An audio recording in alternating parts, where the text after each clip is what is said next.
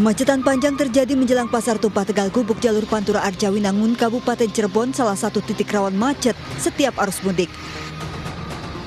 Banyaknya pedagang yang berjualan di bahu jalan membuat arus lalu lintas macet hingga 3 km. Macet diperparah dengan banyaknya warga yang berburu baju lebaran dan angkutan umum yang berhenti sembarangan. Namun mulai Sabtu, polisi akan melarang pedagang mangkal di badan jalan untuk mencegah macet. Mana, Bu? Ada tempat sih di dalam, tapi kepengen di depan. Enggak, udah dulu sampai sekarang enggak ada bahaya. Pemudik motor Rabu pagi mulai terlihat melintas di jalur Pantura Cirebon, Jawa Barat, mudik lebih awal menghindari macet. Pemudik diimbau mewaspadai kondisi jalan bergelombang dan berlubang yang bisa membahayakan keselamatan. Dari Cirebon, Jawa Barat, To Iskandar, iNews melaporkan. Sejumlah toko emas di pasar tradisional Kota Bojonegoro, Jawa Timur ramai pembeli sejak pagi hari. Tak hanya membeli perhiasan, warga yang menukarkan dengan perhiasan emas baru juga meningkat. Perhiasan yang paling banyak diminati adalah gelang dan cincin.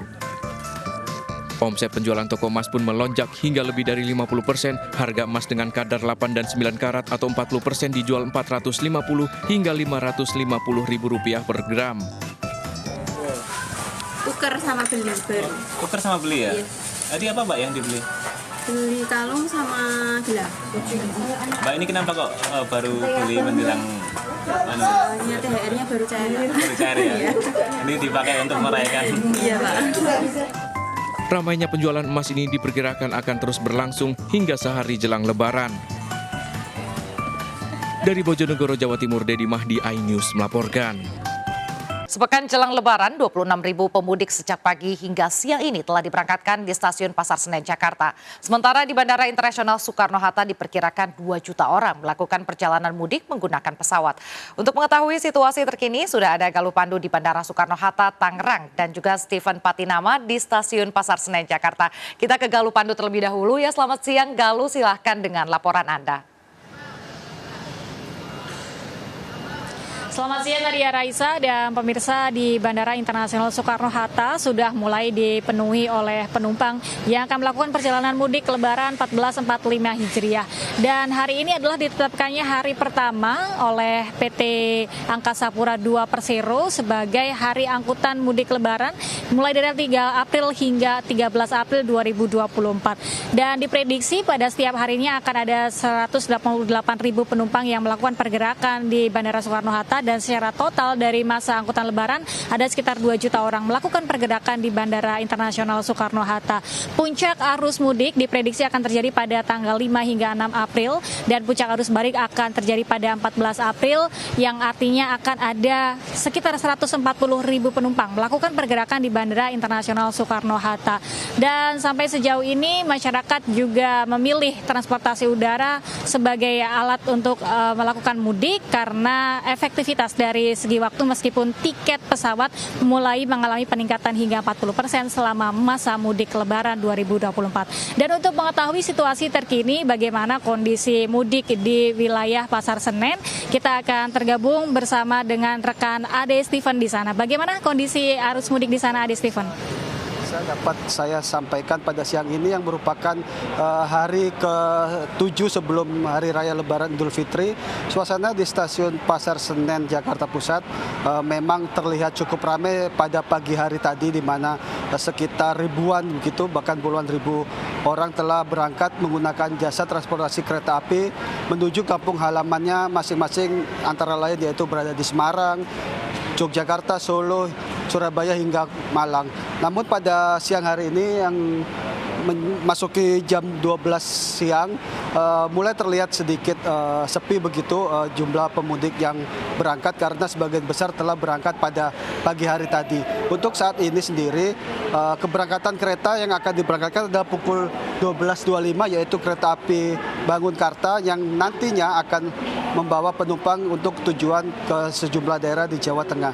Nanti sekitar pada pukul 1 siang ataupun jam 2 siang nanti baru akan terlihat lagi lonjakan pemudik yang akan menggunakan jasa kereta api menuju Jawa Tengah ataupun Jawa Timur. Begitu, kembali ke Anda studio, Raisa. Baik, terima kasih Stephen Patinama di Stasiun Pasar Senen, Jakarta. Dan sebelumnya ada Galuh Pandu di Bandara Soekarno-Hatta. Selamat bertugas kembali. Pemirsa, ratusan pemudik menginap dan tidur berhimpitan di ruang tunggu Pelabuhan Soekarno-Hatta, Makassar.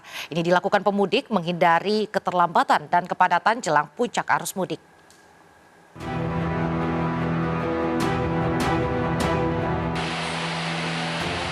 Ratusan pemudik ini rela menginap di ruang tunggu Pelabuhan Soekarno-Hatta, Makassar, Sulawesi Selatan. Para pemudik ini menunggu dibukanya loket KM Dorolangga tujuan Surabaya. Pemudik datang lebih awal rela tidur berdesakan dilakukan mengantisipasi keterlambatan hingga kepadatan jelang puncak arus mudik. Ke Surabaya. Surabaya ya. Kapal apa Pak? Dorolonda. Dorolonda ya. Ini tadi dari jam berapa Pak datang ke pelabuhan? Udah dari kemarin. Oh, udah dari kemarin ya. Antisipasi kepadatan penumpang aja lah. Diprediksi kepadatan pemudik di Pelabuhan Soekarno-Hatta masih akan terjadi hingga akhir pekan. Dari Makassar, Sulawesi Selatan, Sahrul Adiaksa, iNews melaporkan. Pemirsa, mulai hari ini pemudik dengan sepeda motor dialihkan ke Pelabuhan Ciwandan, Cilegon, Banten. Selain sepeda motor, truk golongan 6 dan 7 juga dialihkan ke Pelabuhan Ciwandan. Ratusan pemudik sepeda motor dan truk berukuran sedang memadati area Pelabuhan Ciwandan di Kota Cilegon, Banten. Mulai tanggal 3 hingga 9 April, truk golongan 6 dan 7 serta pemudik dengan sepeda motor dialihkan ke Pelabuhan Ciwandan untuk mengurangi kepadatan di Stasiun Merak. Sejumlah pemudik sepeda motor yang tidak mengetahui jadwal pengalihan sempat ke Pelabuhan Merak. Selama mudik Lebaran, Pelabuhan Merak dan Ciwandan, Kota Cilegon, dan Pelabuhan Bojonegara, Kabupaten Serang dioperasikan untuk melayani angkutan mudik.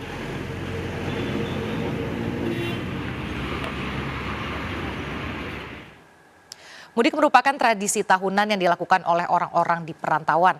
Berbagai moda transportasi baik darat, laut maupun udara menjadi pilihan para pemudik untuk menuju kampung halamannya. Lantas moda transportasi apa saja yang menjadi pilihan masyarakat untuk mudik tahun ini?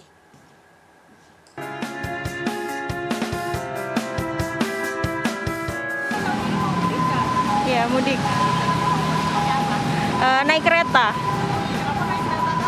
Karena itu yang paling bisa dibeli tiketnya lebih terus jangkauannya lebih mudah aja.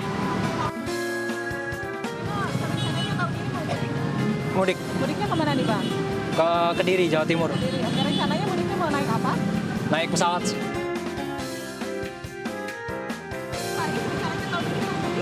Iya, mudik. Saya ke Solo. Saya rencana naik kendaraan pribadi sih, naik ke mobil.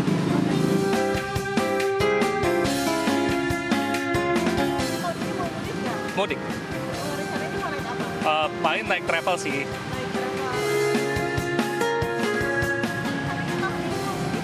Iya, rencana hari ini tahun ini mau mudik ke Jogja. Rencana aku mau naik kereta aja sih Kak, karena ya males macet-macetan di jalan.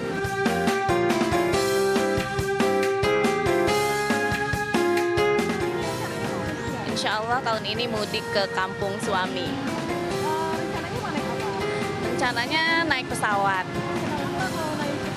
Karena lebih efisien ya, lebih praktis dan langsung turun memang di kampung suami, kebetulan kan di Banyuwangi.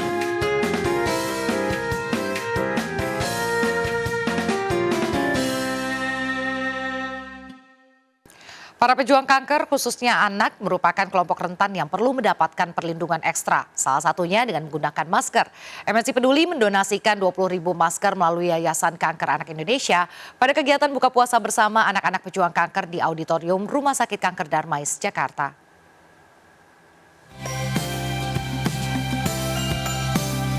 Di momen Ramadan 1445 Hijriah tahun 2024, Yayasan Kanker Anak Indonesia mengajak anak-anak pejuang kanker dan keluarganya bergembira dalam acara bertajuk Buka Puasa Bareng di Auditorium Rumah Sakit Kanker Darmais, Jakarta. Kegiatan ini mendapat dukungan dari MNC Peduli yang mendonasikan 20.000 masker standar medis kepada Yayasan Kanker Anak Indonesia.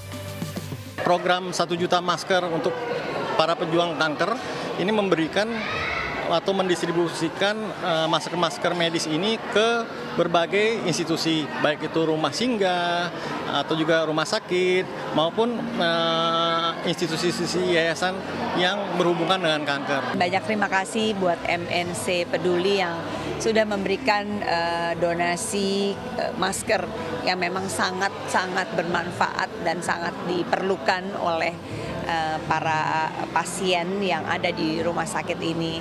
Buka puasa bareng ini menjadi bentuk dukungan dan perhatian MNC Peduli bersama Yayasan Kanker Anak Indonesia terhadap para pejuang kanker dan keluarganya.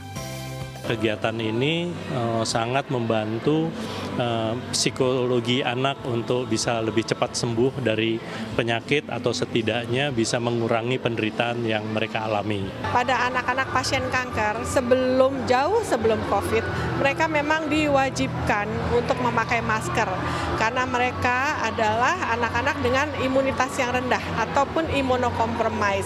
Jadi siapapun mau kemanapun pasien-pasien kami selalu pakai masker. Melalui beragam program unggulan, MNC Peduli terus menghadirkan generasi sehat anak bangsa, terutama bagi anak-anak pejuang kanker di seluruh pelosok Indonesia. Dari Jakarta, Stephen Patinama, iNews melaporkan.